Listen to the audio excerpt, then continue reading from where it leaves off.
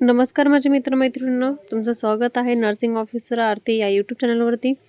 तर आज आपण वॅकन्सी बघणार आहोत. सैनिकची वॅकन्सी निघाली आहे स्कूलसाठी. गोरखालचा आहे वॅकन्सी. त्या ठिकाणी बघूयात आता आपण वॅकन्सी कुठली निघाली. सैनिक स्कूलची वॅकन्सी आहे.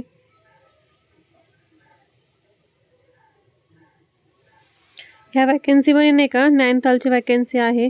त्या ठिकाणी वॅकन्सीचे दाखवले, क्वालिफिकेशन दाखवलेलं आहे, पेमेंट दाखवलेलं आहे आणि एज लिमिट दाखवलेली, आपली एज किती आहे किती नाही.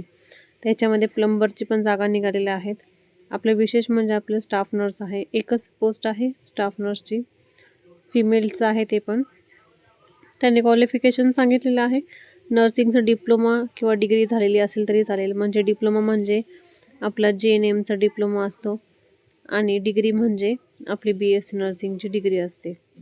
हे दोघांपैकी जे काही झालेलं असेल त्याला आपण एलिजिबल आहोत. नंतर आपलं मिनिमम 5 इयर्स एक्सपिरियन्स पाहिजे. म्हणजे आपल्याला 5 वर्षाचा ह्याच्यामध्ये काय पाहिजे, एक्सपिरियन्स पाहिजे.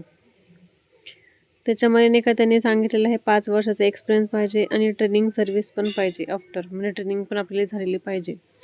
आपला पेमेंट राहणार आहे त्याच्यामध्ये 25,000 पेमेंट राहणार आहे. या ठिकाणी 25,000 पगार सांगितलेला आहे त्यांनी. या ठिकाणी एज लिमिट आपल्याला सांगितलेली आहे 18 वर्षापासून आपण भरू शकतो. म्हणजे 18 वय ते किती सांगितलेले 50 ह्या वर्षापर्यंत आपण नाही का हा फॉर्म फिलअप करू शकतो. या ठिकाणी सांगितलेलं आहे. या ठिकाणी वॉर्ड बॉयची पण जागा निघालेली आहे. त्यांची जागा 2 आहे. नंतर मेट्रॉनची पण जागा निघालेली आहे, 1 आहे.